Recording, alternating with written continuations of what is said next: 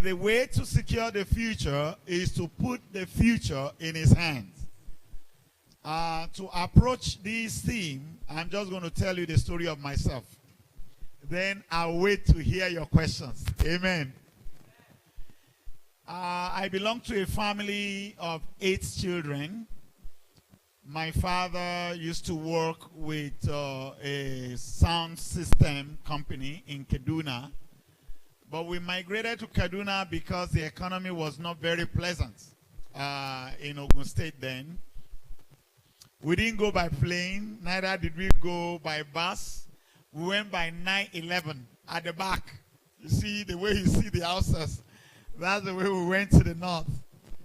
And from the age of 5, I started selling in my father's shop. We sold cassettes, and the Lord bless it. We graduated to selling big bowls that the houses use for their wedding. And the Lord bless it. We started selling electronics. And the Lord bless it. We started selling machines. You know, like that. So I learned to buy and sell from my father.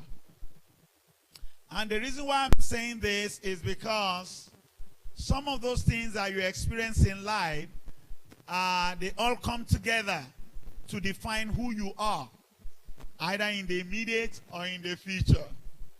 So I got to learn that from my father. Then things started turning the other way. It became very challenging.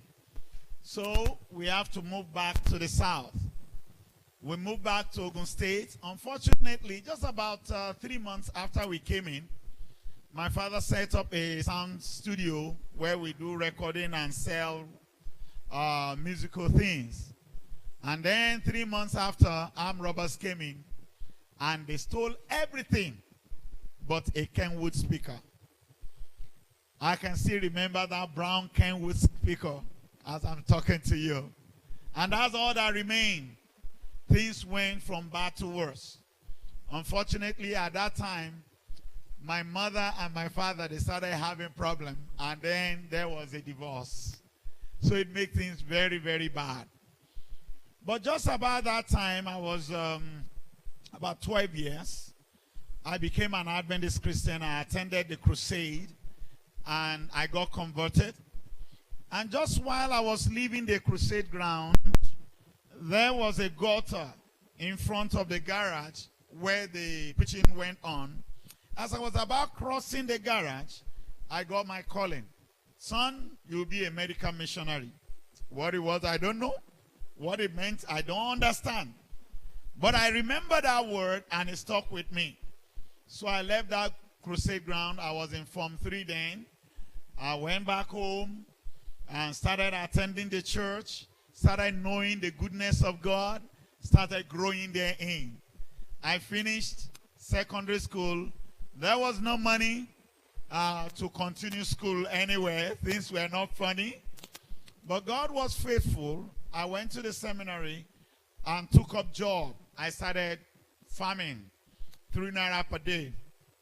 So after farming, I gathered some money that helped me to be able to pay for my school fees and also do my work.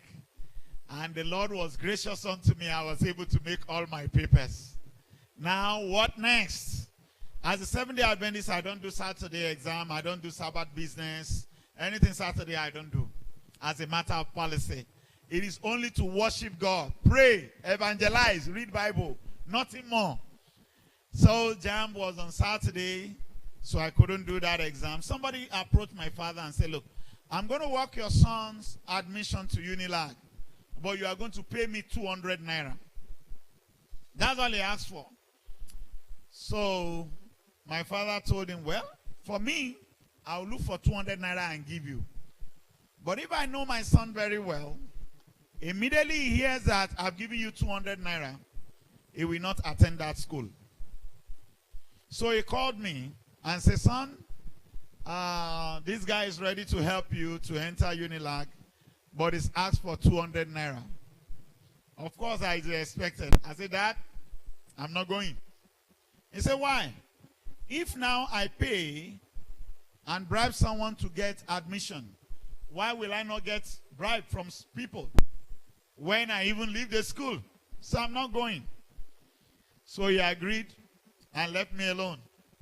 Then I went to the seminary. For 4 years, I was in the seminary. But to pay the school fees was terrible those days. 1986, the school fees for the first semester in the theology school was 265 naira. As I told you, each day we earn 3 naira when we go to the farm. So how many days will it take to be able to make 265 naira? You can see it's quite much. But God was faithful. So while preparing for the school, I was able to get 230 naira while working around. But I needed 35 naira more. So I went to all the people I could know, all that know me, that I know they know me, to please borrow me 35 naira. But they could not. So I returned back to the admin area of the seminary, and under the flamboyant tree, I cried. And God looked down and looked at me. He said, son, are you crying? I said, yes, sir, I'm crying. He said, why are you crying? I said, because nobody wants to give me.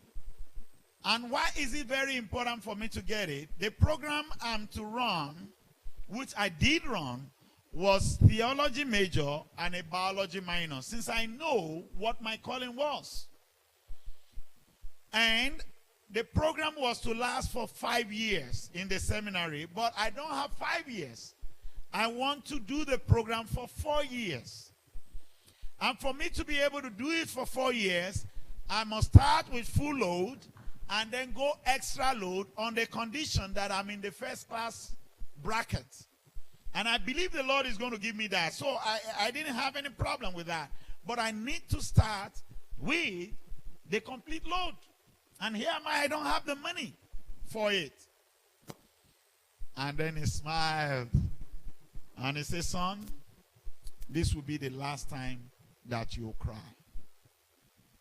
And to today, I have to pray for the grace of crying to be able to cry. It fulfilled every point of that. Leaving the point where I've spoken with Baba, just getting to the walkway, the very first person that I met, one Tolani Oduekun, presently is in Readings in UK. I met him. And he said, brother, have you gotten the 35 naira? I said, how will I get it? You folks don't want to give me. He said, do you have a paper? I said, I don't have a paper, but I got a biro. He said, go look for a paper. And then I gave to him. And he wrote in there that 35 naira should be taken from his account to mine. And he signed it. And he gave me that paper. And I took that paper to the bursary in the seminary. And they did. And from that day on, the Lord paid all my school fees. All. He paid. He paid everything. By the time I was finishing seminary, I owed nobody. By the 3rd year, by God's grace, I have enough money to pay somebody else's own. Because God is very faithful. So from that point in time, I've learned that as long as you depend on God, He will make your future straight before you. Just like I said in Isaiah 42:16, He said, He will make the crooked way straight. He will lead the blind in the path they know not. Condition that you allow Him to be God at all times. So I finished seminary in 1990 December. My buddies told me, look, come and resume as full-time pastor. I reminded them, you know my calling. So I don't want to resume as a full-time pastor. But then a friend of mine that we've been in ministry together for a long time. In fact, when he does Mega Crusade, I used to be his campaign manager. He said, look, my guy, I know you and I understand. But you see, you start the work. And when it is time for you to go to med school, you go. We all know your calling. So I agreed with him. My first station was in Ekpe, and I was pastoring all Ibejuleki and all the like, up to Ijebu Igbo, Ijebu Ode, then Iwokun in the riverine. Those were my station. I was enjoying myself. I love ministry so much, I didn't want to go to medical school again. You know, when you enjoy ministry, every other thing fizzles out. By the third year, I was transferred to Lagos. But just before then, before coming to the mainland Lagos, I had opportunity to attempt going to US. And I was so excited about it. I told my friends, I'm going to US. Because I got all the documents, there's no reason why I shouldn't be given visa. So I believe I'm going. And of course, one fateful evening, Baba asked me, these things that you are gathering together, what are they for? I said, Baba, I'm going to US now. These are the documents I'm taking to the embassy. And he looked at me. He said, what are you going to do in the US? I said, when I go to the US, I'll do business and become a big man, and then I'll support the work.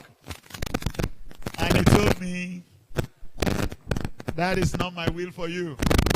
You are not going to any US. Yeah. And he said, you are not going to any US. I said, I told my friends.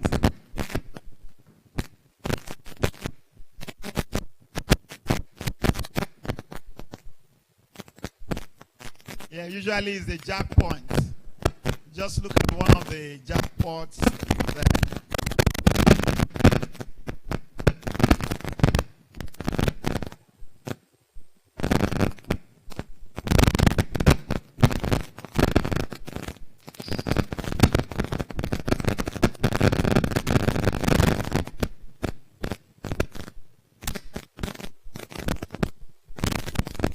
Praise the Lord.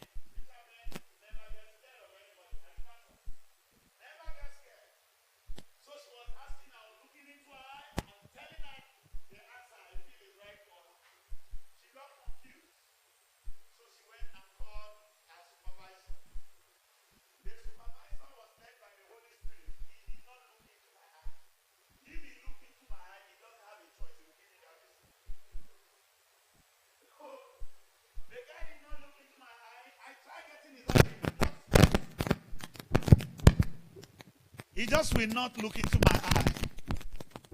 So, to conclude the interview, he says, sir, if I give you this visa, you will not come back. And he just closed the intercom and stamped my passport and gave it back to me. Rejected. That was my first attempt going to the US. So immediately he gave me, I saw in a slip that he added there that if I'm not satisfied, I can go and appeal. But did he lie? No, he did not lie. If I had gone to America then, I won't be here. I won't. Because definitely, I'm going to hang out somewhere in California. Definitely, that is sure. So since I was sure he did not lie, I did not appeal.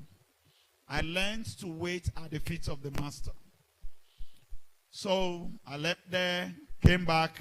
I became the senior pastor of our church in Ogba, Seventh-day Adventist Church, Ogba, within the estate. I was there one of these faithful days. And then one of my bosses came in and said, John, I said, sir, in 2 weeks' time, your admission to the medical school will be out. So you go pick it and get ready to go to med school. I said, okay, I know they go again. I'm not going. I'm enjoying myself in ministry. And I happen to have one of the best churches around. In my board, we don't discuss money. If you need money, they say, Pastor, go to treasury, collect money, go and do what you want to do. They don't ask me to come and give accounts. Throughout my stay in that church, they wouldn't. Lie. But what we discuss Bible. We discuss evangelism. We discuss church planting. We discuss the future of our children. That's all we do.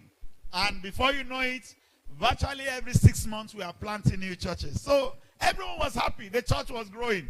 So Pastor, if you need money, if it's not enough, tell us. We'll give you more. So I didn't have any problem. I was enjoying myself. We were praying. A very good praying church. And if there's a problem, you pray, God moves the mountain. So what do you want to do? We need you an injection. We're not interested in that. So I said, Baba, I'm not going. I'm okay. Just leave me alone. Then one of these faithful days, my fiancée then, now my wife, I told her that, well, the admission is out, but I'm not going. I'm enjoying myself. He said, okay, if you are not going, that's fine. After about 30 minutes, he said, look, I want to ask you a question. I said, go ahead, ask whatever you want. So if in the next 5 years, you see someone doing what you are supposed to be doing, all because you refuse to go to that school, will you be happy? My brother, if it is you, what would the answer be? I said, no. He said, so go to the school. I said, but, you know, our wedding is how many months? He said, look, go to the school. I'll wait. It is better to wait than marry someone that we always regret for not obeying. So we had to wait 2 years before we got married. And at that time, I was in 300 level medical school. And to God be the glory, it had been happily ever. Thank you very much, my brother. It had been happily ever after. One thing that the Lord did, He paid all my school fees throughout. And because He's paying the school fees, He was paying me when I was in ministry. My salary was around 12,000 per month. And when I left to go to school, I have to write for study leave without pay. But before then, I started gathering typewriter, rolling machine, not photocopier like this. Nowadays, now rolling machine. You do stencil and you put and you'll be rolling. You get it? I gathered all these things. And Baba came and said, son, I said, yes, sir. What are all this? I said, sir, when I get to school, I can type, I will help them wrote questionnaire, I'll make money and pay school fees. Baba laughed. He laughed. Give them away. I said, Baba, I said, give them away. So I gave my local church the rolling machine and one typewriter. Another sister, hey, I wish I can start business center. I gave her also another one. I started giving out everything. The last one I took to the to Ife, where I went to school. I gave it to another church. One fateful evening, I was in my church compound in Ogba, and then one of the elders came in and said, Pastor, I heard you are going to medical school. I said, yes. He said, is it because they are not paying pastors well? I said, You should answer that question. You've been my member. You know my philosophy. Nobody can ever pay a pastor. Nobody. But God will always meet the need of a faithful pastor. He said, okay, I know you come to my house because as a pastor I have some principle. Every 2 weeks I must see every member of my church in their homes. Because the church is not this gathering. The church is actually in the house. So I go down to the homes, pray with them, play with the children. They say, well, I know you will be coming to my house very soon. It's almost 2 weeks. I say, yes. Say, hey, when you come, we'll see. But because I knew he wanted to give me money, I refused to go to his house. Because a pastor must never beg. Lie. It must never happen. So I refused to go to his house. And one of these days, he caught me in church. He said, Pastor, because I said you should come and collect money, that's why you didn't come to my house. I know you very well. I'm coming. He went into his car and brought me 5,000 naira. That was September 1995. I took that money, went to Ife, did my registration, and I was shuttling. On Sunday, in the evening, I'll go to Ife, go to school. Friday, I'll come back to Lagos. It went on that way for some time. It was quite hectic. Then one of these faithful days, as the Lord will fulfill his promise, I was just going for visitation again in Maryland. I have a family living in Maryland. For those of us who know the Seventh-day Adventist church compound, just behind the church compound, that's where the family used to live. So while entering in the gate, I met a pastor friend of mine, Pastor Buki Ajide. He's the senior pastor of Victory Sanctuary in Lekki. So I greeted him and a friend standing. How are you, Buki? It's been quite some time. Fine. We exchanged pleasantries and I left, going to that family to go and visit and pray with them. Almost getting to the place, he called me back and said, come. So I came back. He said, do you know this, my friend? I said, I don't know him. He has a friend, does he know me? He said he doesn't know me. He said, that's Pastor Shoton now. He said, hey, Pastor Shoton, oh, he just finished a revival in my church. He said, I thought he's an old man. I said, well, you are not the first one that will mention that because the name looks like the name of the Ancient of Days. You get it? He said, how much is the school fees? I said, I don't know. He said, go and find out. Because he's not my member, I felt free to go and find out. It was 62,500. I told you how much our salary was then. I don't know how many months or how many years. By the time you remove transportation in Lagos, what will remain of the 12,000? This guy gave me the money cash. Gave me the money cash. In those days, we young pastors, we used to do shakara. You know how our pastor will do shakara? You wear suit, tie. Look back. You see, that kind of suit where pastor wear. Now so with the wearer. And you carry briefcase. You look like an executive. Yeah, of course, we are executive for the King of Kings and the Lord of Lords. So so when the guy gave me the money, I where I go keeper. So I have to remove my Bible and hymn book from the box and then put all the money. To close the thing, I have to force it. Because that was the condition I gave God. You pay the fees, I go to school. He now asks, are you ready to go now? I don't have a choice. I have to go. So that's how God started. And he paid all my fees throughout the period. While I was in school, I told you that I had to go on study leave without pay with the church. But that was only for 1 month.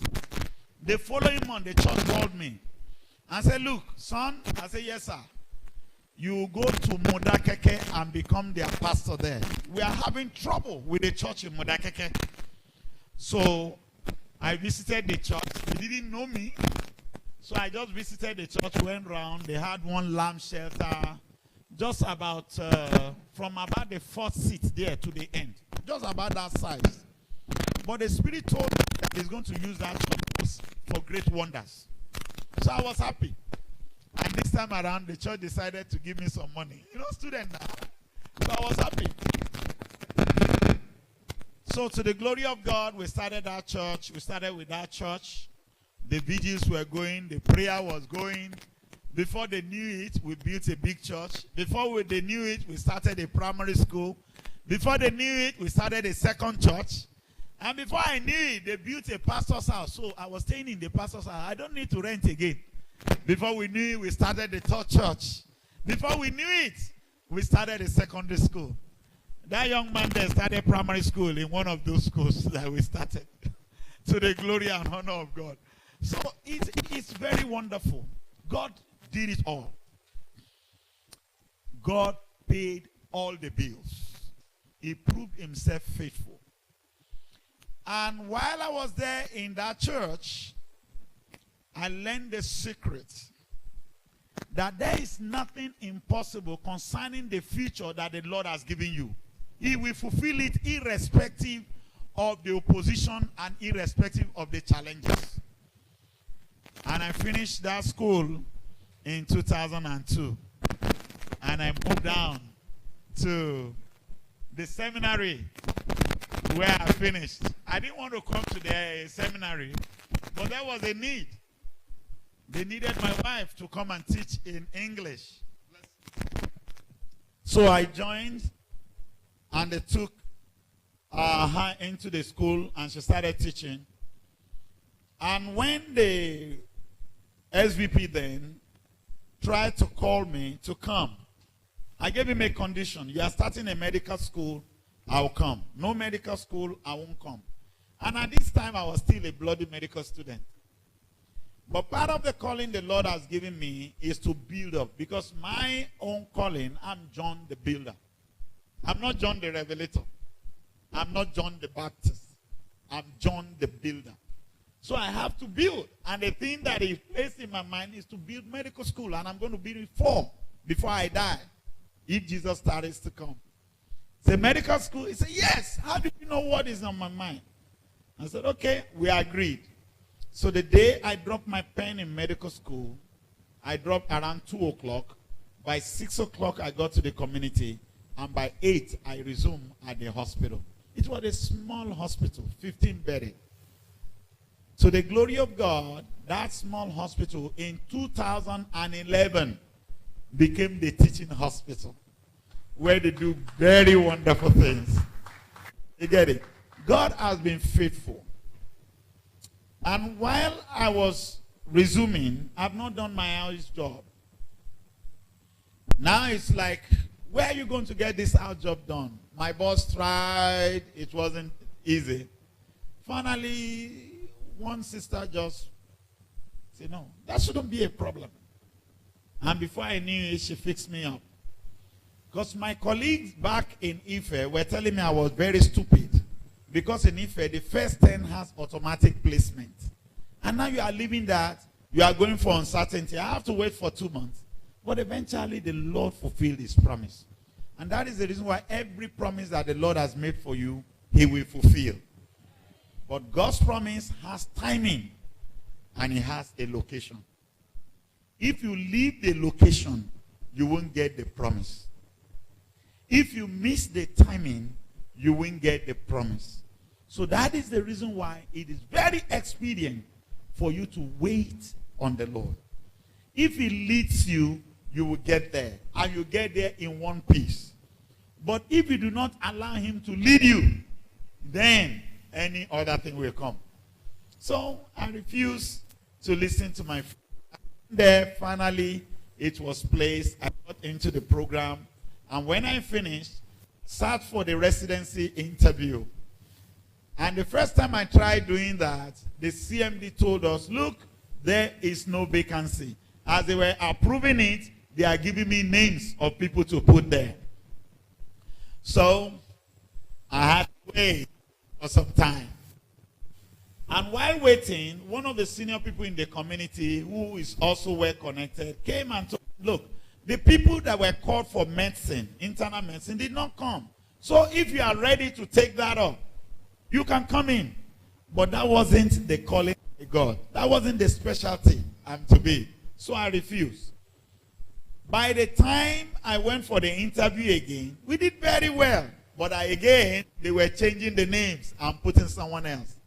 At this time around, I was already in the US, all expenses paid. This time around, there was no rejection. You get it? And they changed the CMD, and they were to call people to resume. At that point in time, they have changed my name. They removed my name and put somebody else. Fortunately, the messengers, they saw it, and they started arguing among themselves. We knew that guy when he was doing house job here. He was very active, hardworking. Now you put in people that will not do any work. So one of the senior people heard it and said, what did you say? And they repeated it. So the lady stormed onto the CMD and said, look, what exactly are you doing? You are changing things. And they said, everything. I don't know anything. No. Say, look, go and bring the record. They found out that truly I was the first in the interview. And they changed the name. So they started looking for me. I was in the US promoting the teaching hospital that now is. And they had to wait for 2 months till I came back from the US before starting the residency. And while in the residency, I did 2 other degrees. I did my master's in public health. I did my master's in business admin. So by the time I was finishing fellowship, I had 3 degrees, not 1. To the glory and honor of God. And the Lord paid the bills. The Lord paid the bills. By the time I finished, I returned back to the seminar, to the teaching hospital. And it has been happily ever after. So what then are we talking about when we talk about our future? The Lord holds our future in his hand. So the first thing you need to do is to ask God what his purpose for your life is. You get it? What exactly is his purpose for your life? Some years ago, when I was in Ekwe, I had young people that were doing church work together. They were secondary school students. And we gathered them together. We built the church together. The church in Ekwe, we built it with our hands. Because the church didn't have money. We didn't employ anybody. The block, we made them ourselves. And during this period, these young people were learning about leadership. They were learning about management. Today, one of them works with World Trade Organization. He's in Abuja now. One of them is the head of human resources in LNG. You get it?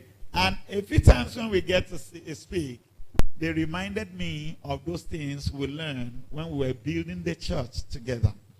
And there they got the purpose of God for their life, and they follow it. So the first thing, you must know the purpose of God for your life. Number 2, every way is not a way. Reuben thought he had opportunity. Hey, this lady likes me. And he romanced her. Before he knew it, he sold his future.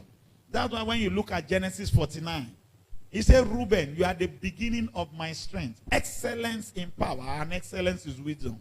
But you will not excel. This will not be your portion in the name of Jesus. See, not all opportunities are opportunities. Any seeming opportunity that is against thus says the Lord, reject it. That was the reason why when the man wanted to help me with admission with 200 naira, I said, no, go with your admission.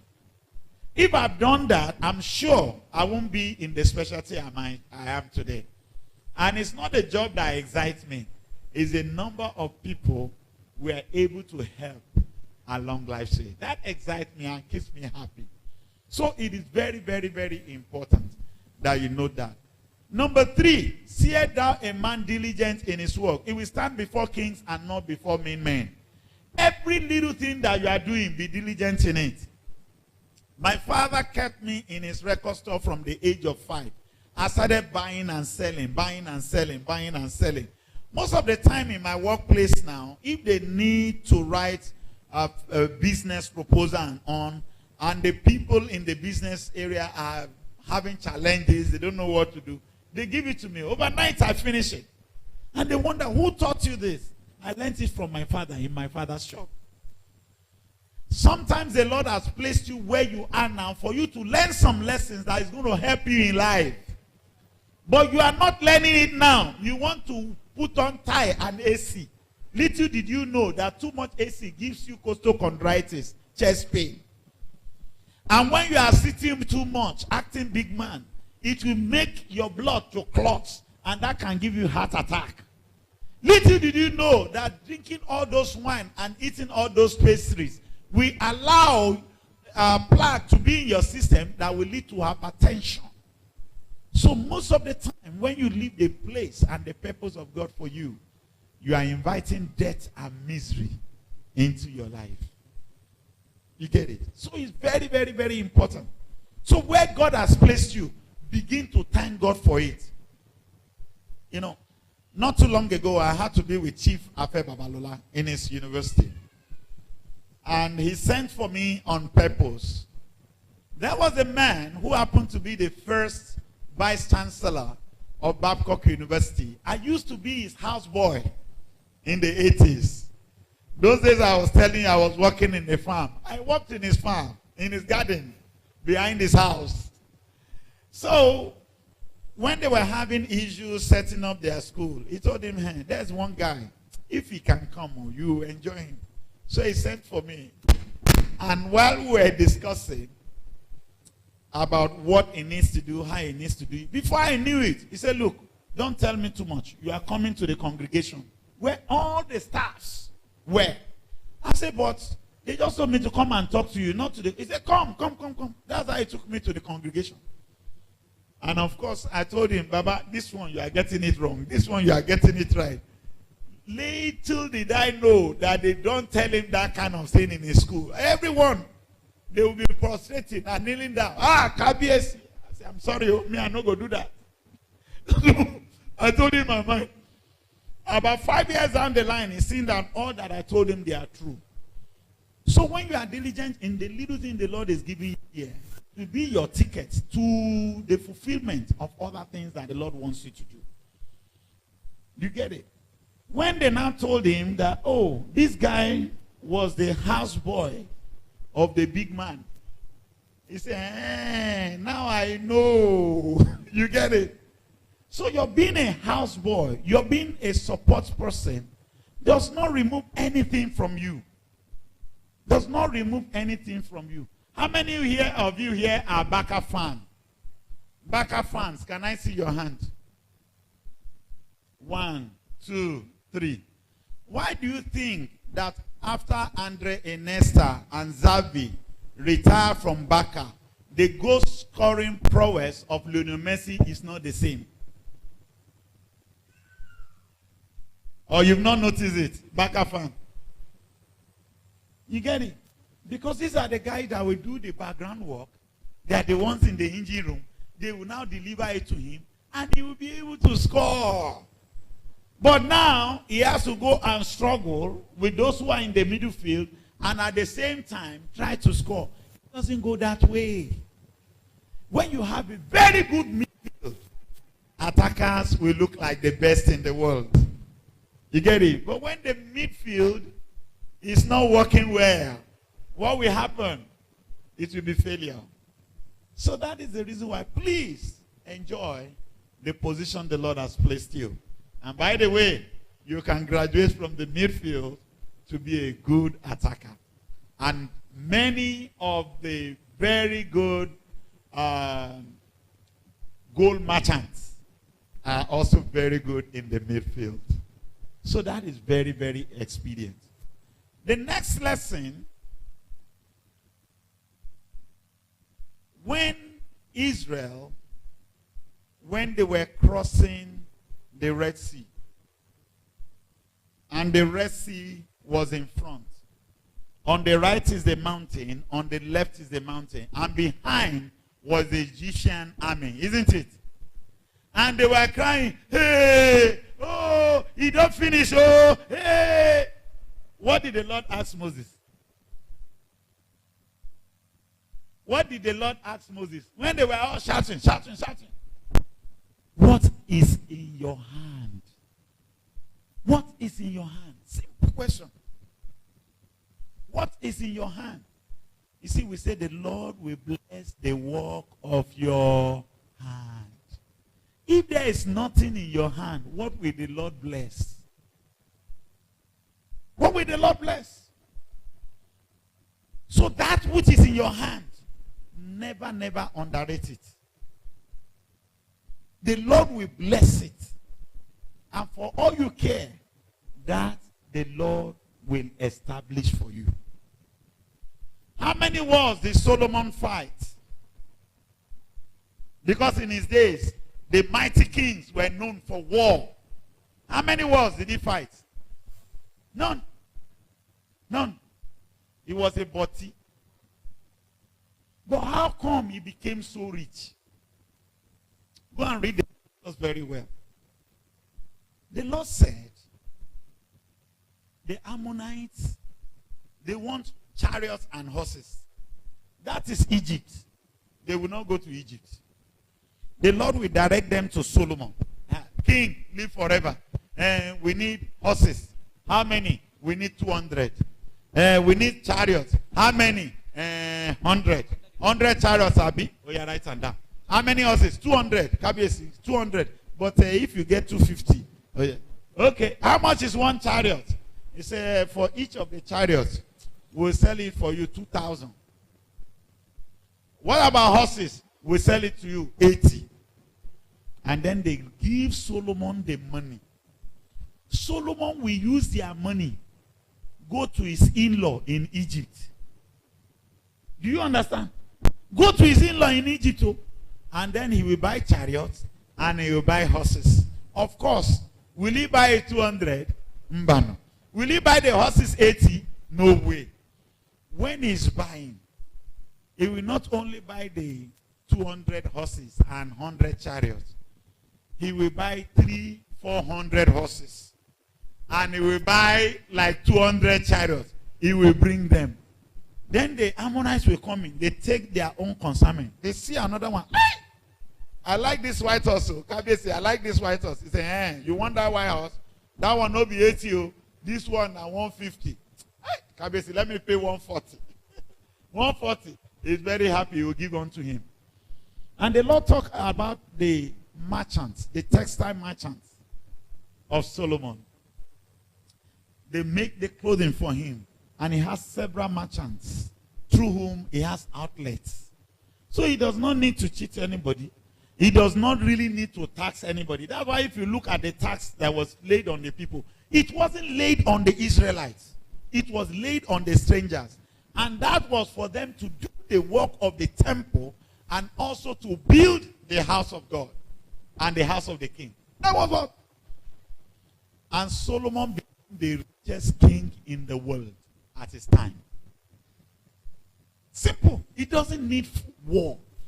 And that is the reason why you don't need enmity, you don't need quarrel before God will bless you. When God is ready to bless you, he will bless you. And that is the truth. He will bless you, irrespective of what you are doing. Let me tell you a true life story. Some years ago, when we returned to Ogun State, there was a woman called Blessed. Blessed used to import clothing.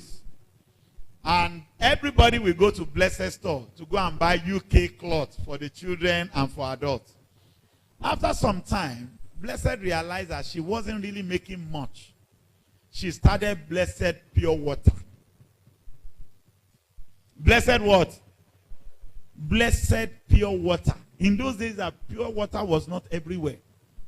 Before we knew it, she went to Ibadan. She started another factory, Blessed Pure Water. She was having peace of mind. No problem with custom. No problem with the police. And she was making more money with pure water than imported dresses. I say, my God will bless the work of your hand. So never underrate God's blessing. He will do it for you. The next thing about diligence is that a little slumber, a little sleep. Then comes what? Then comes poverty. Every one of us have to be diligent if you want the future to be good. You invest yourself. When I was going to Ladoke, Akintola to do the MBA, Some of my friends say, how can you go from Ogun State to Ladoke? It is too far. Some people also came here and said, no. Why will you go to Ladoke? And go to Lagos Business School. It is not the school that you attend that is the issue. It is what you can do with it. There are people that went to Lagos Business School and they don't know jack. They don't know anything. But you that went to Agboju Grammar School, you will even do better than them. You get it? So that is the reason why you don't underrate yourself. You are diligent in that which you've been given. And by God's grace, the Lord is going to promote you. Lastly, before I leave, because I'm going to leave the others to question. Many of us think until we have money before we can have a future. How many of you believe like that? Just wave your hand at me. Yeah, the reason why I'm like this is because there's no money. Just wave at me. Okay. Oh yeah, wink at me so that nobody will see you. Wink at me. You get it? It is not the matter of money you have. It is not of money you have. It's a matter of faith you have. Let me tell you a recent thing, very funny story. I decided I want to add more degree. I wanted a PhD. And I decided I'm not going to have it in Nigeria. I'm going to have it outside. So we're in a meeting somewhere in the UK. And a lady that was involved in our research just finished her PhD from East London University in South Africa. So I went on to her. I said, Madam, in fact, me too, I won't do like you. I won't do one PhD too. So the lady smiled. We started joking and said, well, you can do that. Why not see that our Oga? That Oga is called Justus Hofmeyr. He's one of the leading authorities in my field in the world. So I went to Justus and said, Justus, he said, yes, John. I want to run a PhD and I want to run it in South Africa. And I shared with him the concept of what I want to do. I said, that is good. I might not be able to supervise you because that is not my area, but I'm going to give you a contact. So he gave me Simon Honeycomb. I messaged Simon Honeycomb. Simon Honeycomb said, look, I can't supervise you. I'm going to give you. So they kept giving me to somebody else. And finally, I got my current supervisor. And when I got the current supervisor, because there, it's not that you have money, you go to school. No, you must have a supervisor. So luckily for me, I got a supervisor. And then they sent me the bill of how much the school fees will be. And I saw that it was a nice amount of money. And I don't have it. So, but the guy said, look, can you just visit South Africa? Let's talk about it. I went there and we talked. And then I came back and said, can you pay the first year school fees? I said, well, I think I can try. And I tried. And the project started going on. And he just fell in love with the project. And thereafter, he's been paying my school fees. He's been paying. He's been paying. So what am I saying? It is not a factor of the money. It's a factor of the favor of God. So when you do your own best, God will fill the remaining. And your future will be bright. Ask